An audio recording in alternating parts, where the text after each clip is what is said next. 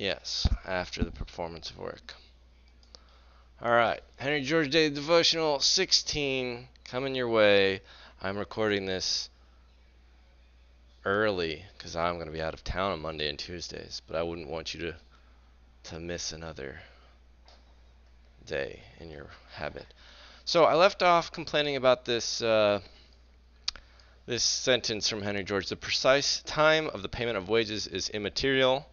The essential point, the point I lay stress on, is that it is after the performance of work. And I was complaining that it should be for the performance of work. Well, I mean, duh, it's for the work. Everyone agrees that a worker gets paid for their work.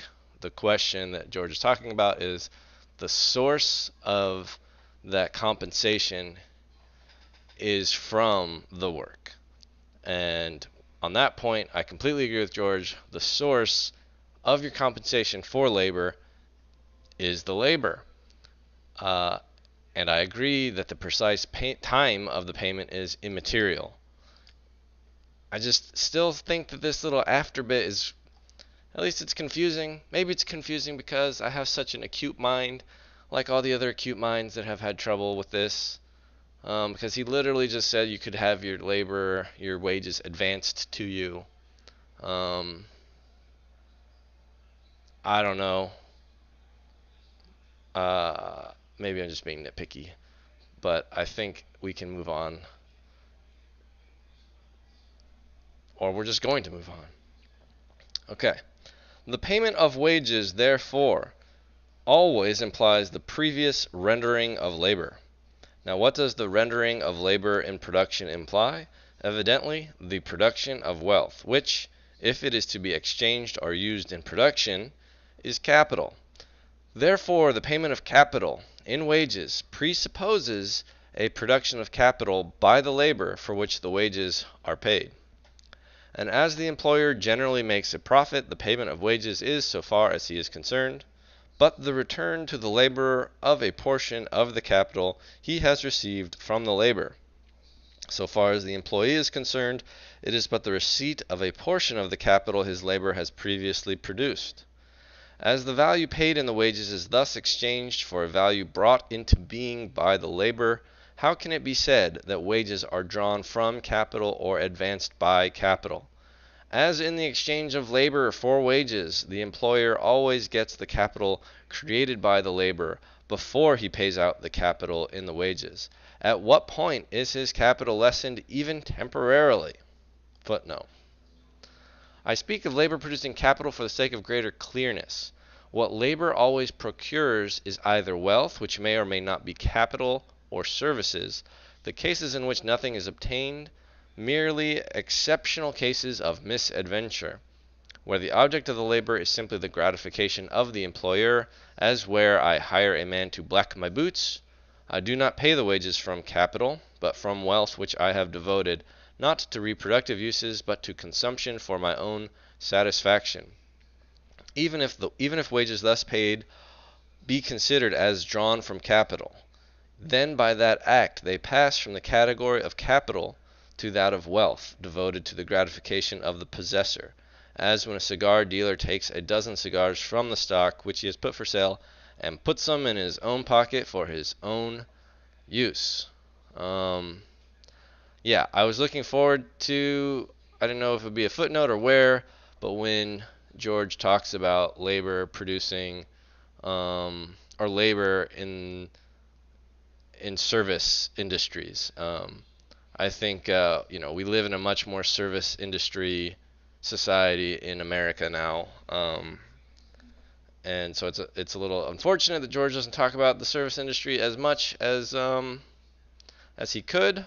But I know later in the book, perhaps much later, he talks a lot about the wages of everyone being sort of constrained to the wages somebody could get on like marginal land, which in effect speaks to our like minimum wage issues, which is a much bigger deal nowadays, I think, because most is that true? Most minimum wage jobs are service industry people. I don't know about that statement. Whatever. This is just a demonstration that Georgism applies to service jobs as well. They are paid not from previous capital stored up,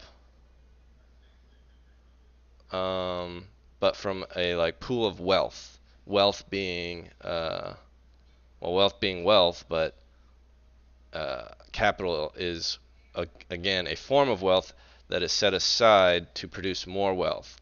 And so, if I have something that I could use to make more wealth, but I instead use that wealth to gratify my desires, then that wealth never became capital. Or if it was capital, it turns back into wealth when I use it to gratify my desires, like having someone black my boots or give me a massage. Anyway, we continue. Bring the question to the test of facts. Take, for instance, an employing manufacturer who is engaged in turning raw material into finished products, cotton into cloth, iron into hardware, leather into boots, or so on, as may be,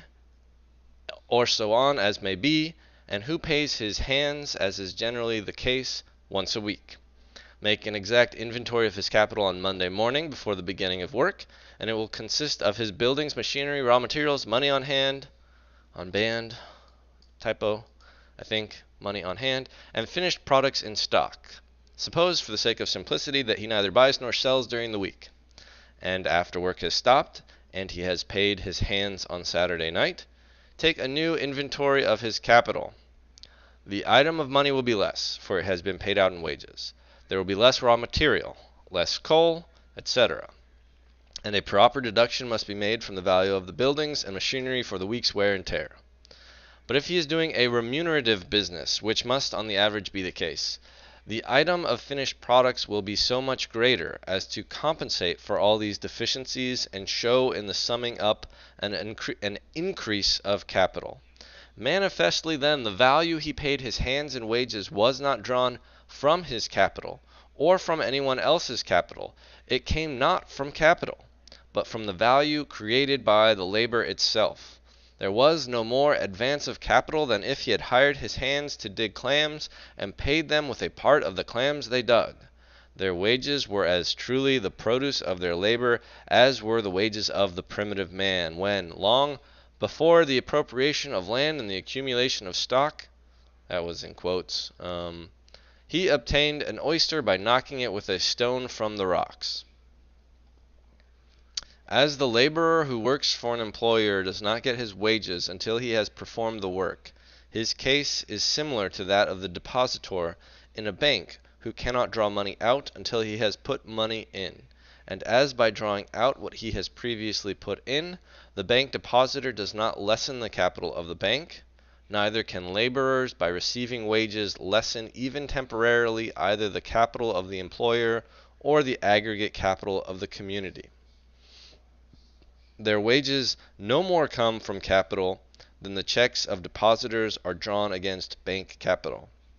It is true that laborers in receiving wages do not generally receive back wealth in the same form in which they have rendered it, any more than bank depositors receive back the identical coins or bank notes they have deposited, but they receive it in equivalent form. And as we are justified in saying that the depositor receives from the bank the money he paid in, so are we justified in saying that the laborer receives in wages the wealth he has rendered in labor. I have no comment on that paragraph. It's so clear and good. That this universal truth is so often obscured is largely due to that fruitful source of economic obscurities, the confounding of wealth with money. And it is remarkable to see so many of those who, since Dr. Adam Smith made the egg stand on its head, have copiously demonstrated the fallacies of the mercantile system, fall into delusions of the very same kind in treating of the relations of capital and labor. I assume the term stand the egg on its head is a positive good thing, and I assume the mercantile system is a bad explanation of economics, but I don't really know what the mercantile system is. Tell me in the comments.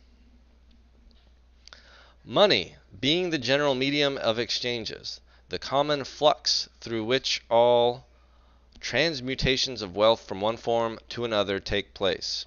Whatever difficulties may exist to an exchange will generally show themselves on the side of reduction to money, and thus it is sometimes easier to exchange money for any other form of wealth than it is to exchange wealth in a particular form into money.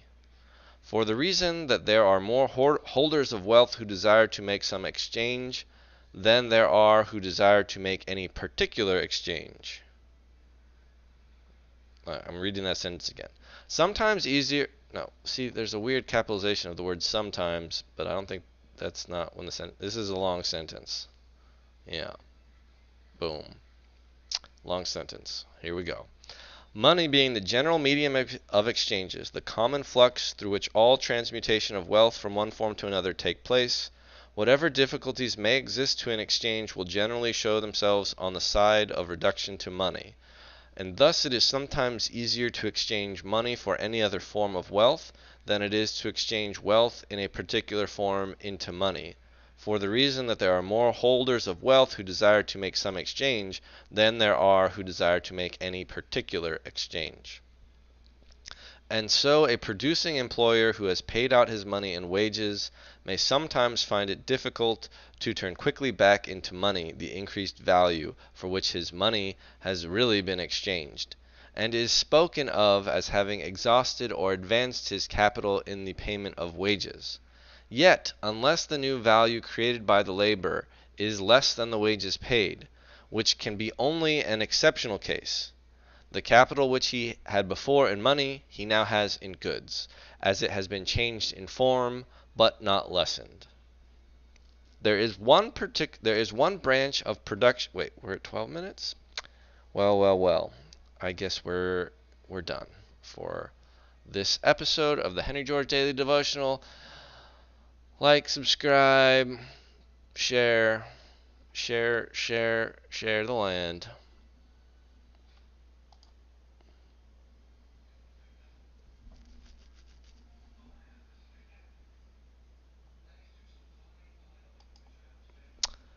This is episode 17 of the Henry George Daily Devotional, recorded immediately after completing episode 16, which was recorded an hour after episode 15. It is weird to batch videos. I know it's done, and now I'm doing it. I hope you had a good weekend. I'm about to enjoy mine, maybe.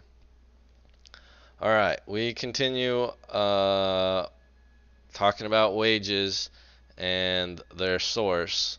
And we just started talking a little bit about money. We'll see what we learn here.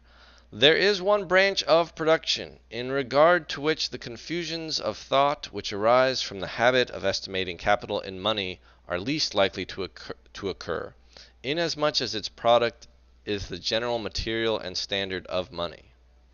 And it so happens that this business furnishes us almost side by side with illustrations of production passing from the simplest to the most complex forms. Okay. In the early days of California, as afterward in Australia, the placer miner, who found in riverbed or surface deposit the glittering particles which the slow processes of nature had for ages been accumulating, picked up or washed out his, quote, wages, so too he called them, in actual money. For coin being scarce, gold dust passed as currency by weight, and at the end of the day had his wages in money in a buckskin bag in his pocket. There can be no dispute as to whether these wages came from capital or not. They were manifestly the product of his labor. Nor could there be any dispute when the holder of a specially rich claim hired men to work for him and paid them off in the identical money which their labor had taken from gulch or bar. As coin became more abundant, its greater convenience in saving the trouble and loss of weighing assigned gold dust As coin became more abundant, its greater convenience in saving the trouble and loss of weighing assigned gold dust to the place of a commodity, and with coin obtained by the sale of the dust their labor had procured, the employing miner paid off his hands. Where he had coin enough to do so, instead of selling his gold dust at the nearest store and paying a dealer's profit, he retained it until he got enough to take a trip or send by express to San Francisco, where at the mint he could have it turned into coin without charge. While thus accumulating gold dust, he was lessening his stock of coin, just as the manufacturer, while accumulating a stock of goods, lessens his stock of money. Yet no one would be obtuse enough to imagine that in thus taking in gold dust and paying out coin, the miner was lessening his capital. But the deposits that could be worked without preliminary labor were soon exhausted, and gold mining rapidly took a more elaborate character. Before claims could be opened so as to yield any return, deep shafts had to be sunk, great dams constructed, long tunnels cut through the hardest rock, water brought for miles over mountain ridges and across deep valleys, and expensive machinery put up. These works could not be constructed without capital.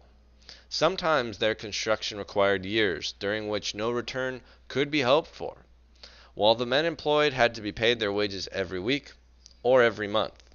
Surely, it will be said, in such cases, even if in no others, that wages do actually come from capital and are actually advanced by capital and must necessarily lessen capital in their payment. Surely here, at least, industry is limited by capital, for without capital such works could not be carried on. George says, let us see. Okay, I'm excited. Are you? It is cases of this class that are always instanced as showing that wages are advanced from capital. For where wages are paid before the object of the labor is obtained or is finished, as in agriculture, where plowing and sowing must precede by several months the harvesting of the crop, as in the erection of buildings, the construction of ships, railroads, canals, etc. I'd add in there the making of video games, maybe. It is clear that the owners of the capital paid in wages cannot expect an immediate return, but as the phrase is, must, quote, outlay it, or, quote, lie out of it, unquote, for a time, which sometimes amounts to many years, and hence, if first principles are not kept in mind, it is easy to jump to the conclusion that wages are advanced by capital. George continues. But such cases will not embarrass the reader, to whom in what it has preceded I have made myself clearly understood. An easy analysis will show that these instances where wages are paid before the product is finished or even produced do not afford any exception to the rule apparent where the product is finished before wages are paid. If I go to a broker to exchange silver for gold, I lay down my silver, which he counts and puts away, and then hands me the equivalent in gold, minus his commission. Does the broker advance me any capital? Manifestly not. What he had before in gold, he now has in silver, plus his profit. And as he got the silver before he paid out the gold, there is on his part not even momentarily an advance of capital. Now, this operation of the broker is precisely analogous to what the capitalist does, when, in such cases as we are now considering, he pays out capital in wages. As the rendering of labor precedes the payment of wages, and as the rendering of labor in production implies the creation of value, the employer receives value before he pays out value. He but exchanges capital of one form for capital of another form, for the creation of value does not depend upon the finishing of the product. It takes place at every stage of the process of production as the immediate result of the application of labor, and hence, no matter how long the process in which it is engaged, labor always adds to capital by its exertion before it takes from capital in its wages. Here is a blacksmith at his forge making picks. Clearly he is making capital. adding picks to his employer's capital before he draws money from it in wages. Here is a machinist or a boilermaker working on the keel plates of a Great Eastern. I guess that's a kind of train engine, train steam boiler. Is not he also just as clearly creating value, making capital? The giant steamship, as the pick, giant steam, is an article of wealth, an instrument of production, and though the one may not be completed for years, while the other is completed in a few minutes, each day's work in the one case as in the other is as clearly a production of wealth and addition to capital. In the case of the steamship, as in the case of the pick, it is not the last blow any more than the first blow that creates the value of the finished product. The creation of value is continuous. It immediately results from the exertion of labor. I would argue you need some kind of like time average idea, because there's definitely some acts of labor, that are more important than other acts of labor. But I get your point, Henry. We see this very clearly wherever the division of labor has made it customary for different parts of the full process of production to be carried on by different sets of producers. That is to say, wherever we are in the habit of estimating the amount of value which the labor expended in any preparatory stage of production has created. And a moment's reflection will show that this is the case as to the vast majority of products. Take a ship, a building, a jackknife, a book, a lady's thimble, or a loaf of bread. They are finished products, but they were not produced at one operation or by one set of producers. And this being the case, we readily distinguish different points or stages in the creation of the value, which as completed articles they represent. When we do not distinguish different parts in the final process of production, we do distinguish the value of the materials. The value of these materials may often be again decomposed many times, exhibiting as many clearly defined steps in the creation of the final value. At each of these steps we habitually estimate a creation of value, an addition to capital. The batch of bread which the baker is taking from the oven has a certain value, but this is composed in part of the value of the flour from which the dough was made, and this again is composed of the value of the wheat, the value given by milling, etc. Iron in the form of pigs is very far from being a completed product. It must yet pass through several, or perhaps through many, stages of production before it results in the finished articles that were the ultimate objects for which the iron ore was extracted from the mine. Yet is not pig iron capital? And so the process of production is not really completed when a crop of cotton is gathered, nor yet when it is ginned and pressed, nor yet when it arrives at Lowell or Manchester. Those are cities in Massachusetts. Nor yet when it is converted into yarn, nor yet when it becomes cloth, but only when it is finally placed in the hands of the consumer. Yet at each step in this progress there is clearly enough a creation of value, an addition to capital. Why therefore, although we do not habitually distinguish and estimate it, is there not a creation of value, an addition to capital, when the ground is plowed for the crop? Is it because it may possibly be a bad season and the crop may fail? Evidently not, for a like possibility of misadventure attends every one of the many steps in the production of the finished article. On the average, a crop is sure to come up, and so much plowing and sowing will, on the average, result in so much cotton in the boll, as surely as so much spinning of cotton yarn will result in so much cloth. Let's see how much. Oh yeah, there's plenty there for a whole nother episode of the Henry George Daily Devotional, which we will get to as surely. Damn it. Yeah, so I'm doing, my labor here is creating a whole read along of this whole book, yet each episode itself is adding to the value. I don't know. I don't know, man. See you later.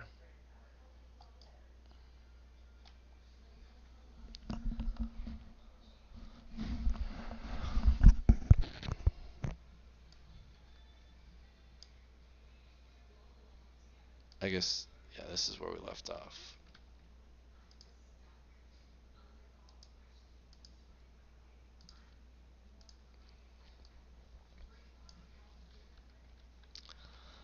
Well,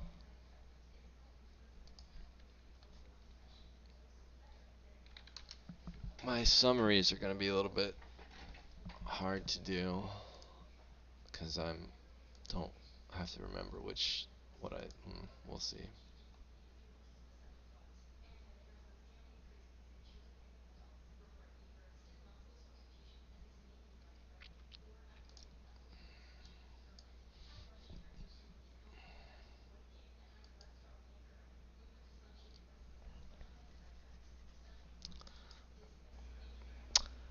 This is episode 17 of the Henry George Daily. HGDD 17, Book 1, Chapter.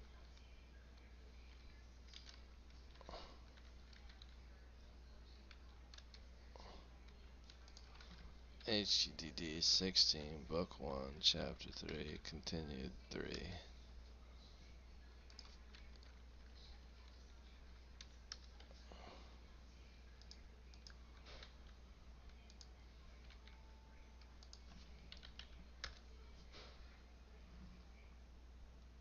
I want to say no to this and not ever be told about that again, but whatever. I wonder if we can batch this.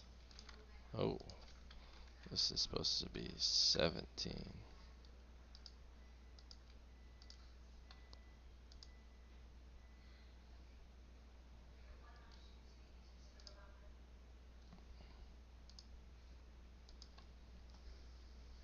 Oh, the batching worked of the conversion. 16, 17, 15.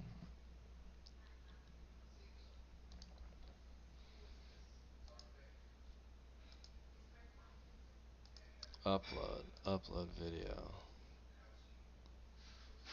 So what if you do multiple videos at once?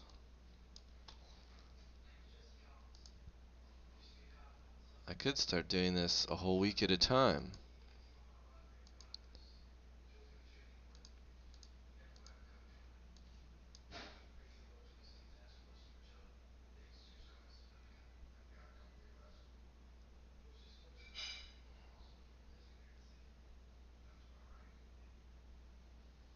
I mean, I uploaded them, but where did they get there?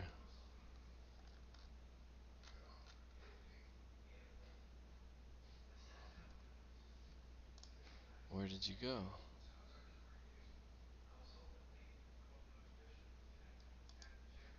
Hmm.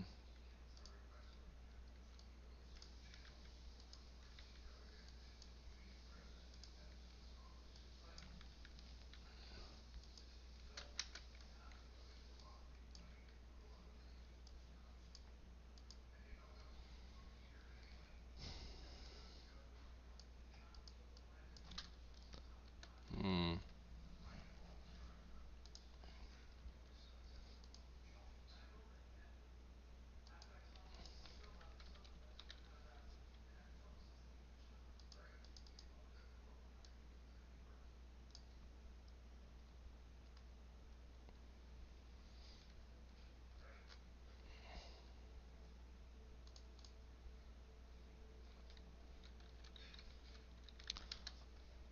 Um.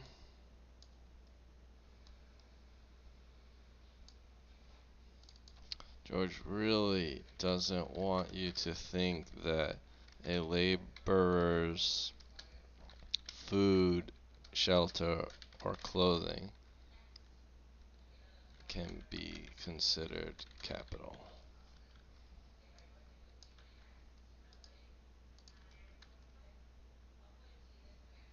Yeah, that's good enough of a summary.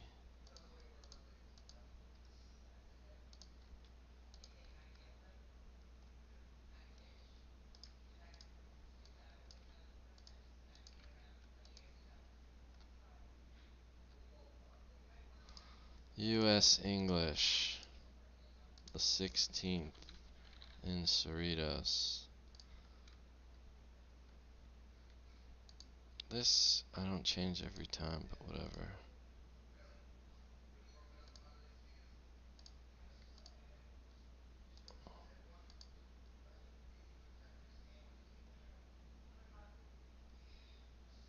Wait a minute.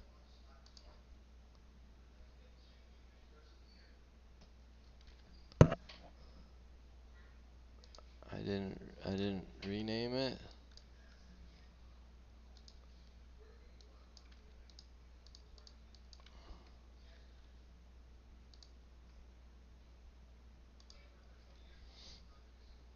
Okay.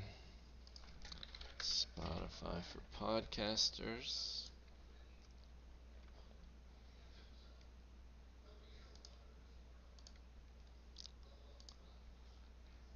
Mm-mm-mm. 15.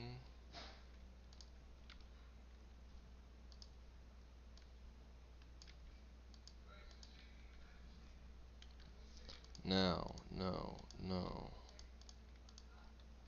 1:15. Next. No poll.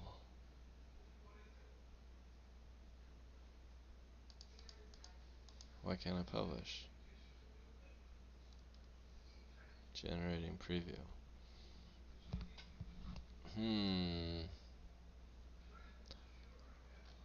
Preview ready. There's a question of nobody listened to episode 9.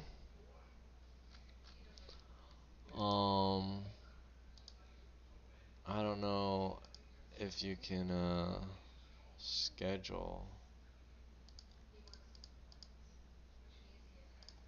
Spotify for podcasters schedule release.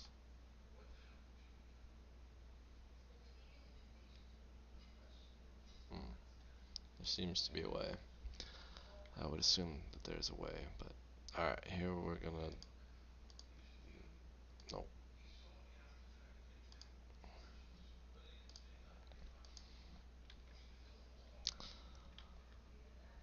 Oh, hello. The daily devotionals are a recording of my reading and my comments on the book Progress and Poverty by Henry George, which is a political economy book that I highly regard. And you know John Watson from OC Indies? Uh, I was trying to tell him about this book, and he tried to listen to the free audiobook and did not like it and said he'd rather hear me read it. And so I said, well, John, I'll read it for you. I love it so. Alright, so this bit was all about food and shelter. This is the bit about gold. I feel like that was the last.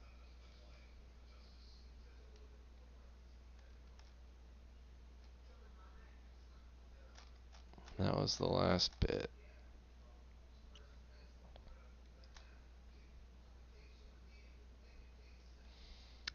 We're going to say that this bit was about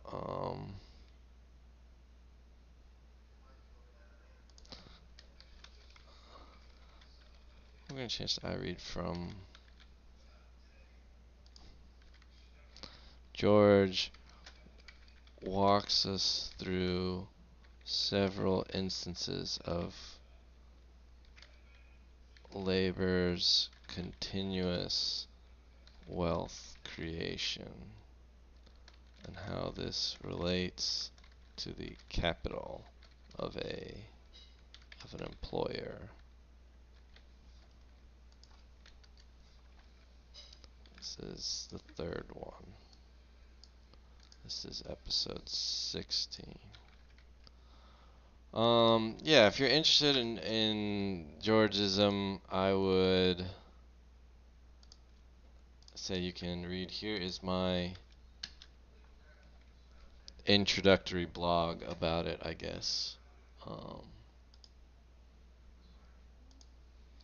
I write in a very flippant but really fun way. If you want more serious treatments, you can click on like the about page on my blog and find like actual economists, links to actual economists and stuff.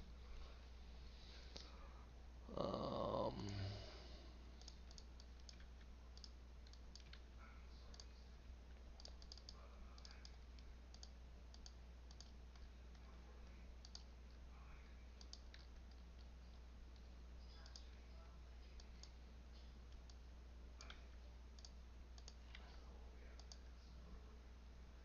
yeah. English never aired.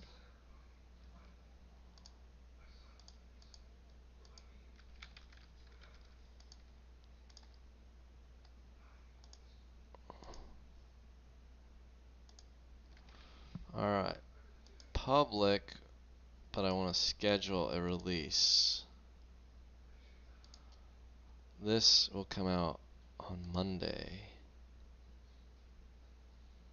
Sure, 12 a.m.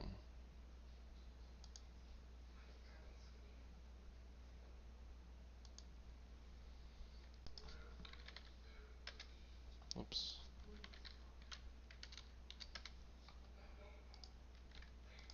Spotify for podcasters.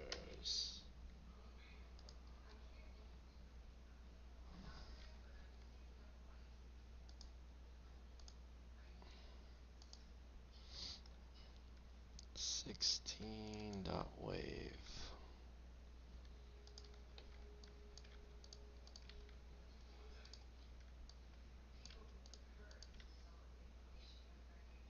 Schedule. There we go.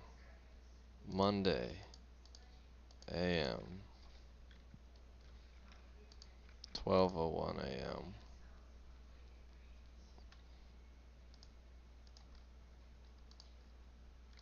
1:16. Next. Next. Scheduled. Alright. This one. Continued for the fourth time. George goes in depth on how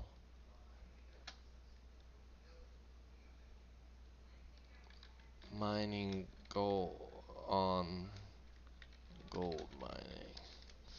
George digs deep on gold miners. There's wages and gold mine employers.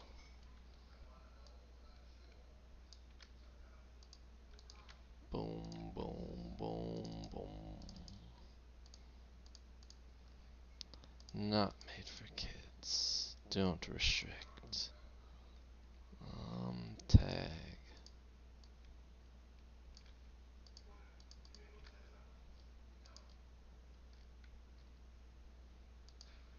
Oh, there's Esperanto. Never even noticed it right there. Esperanto.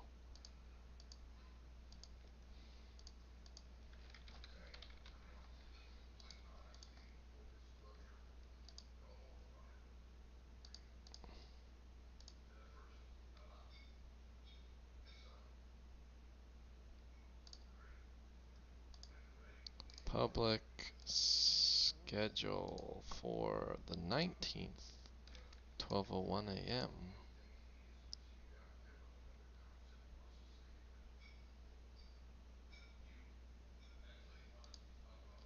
Schedule. Oh, I messed it up.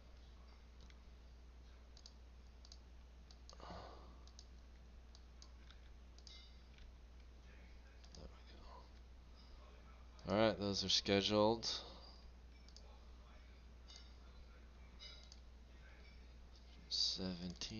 .wave.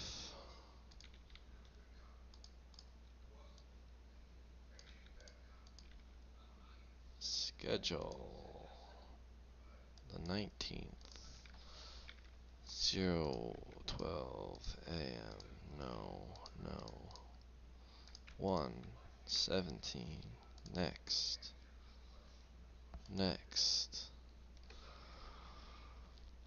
Okay.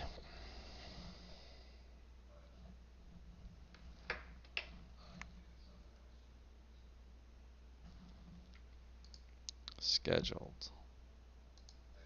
Hooray, hurrah, hooroo.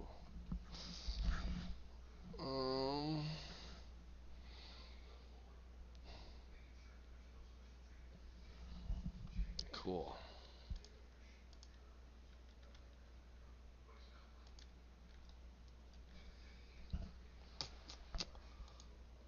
Alright, I'll see you later. Bye bye.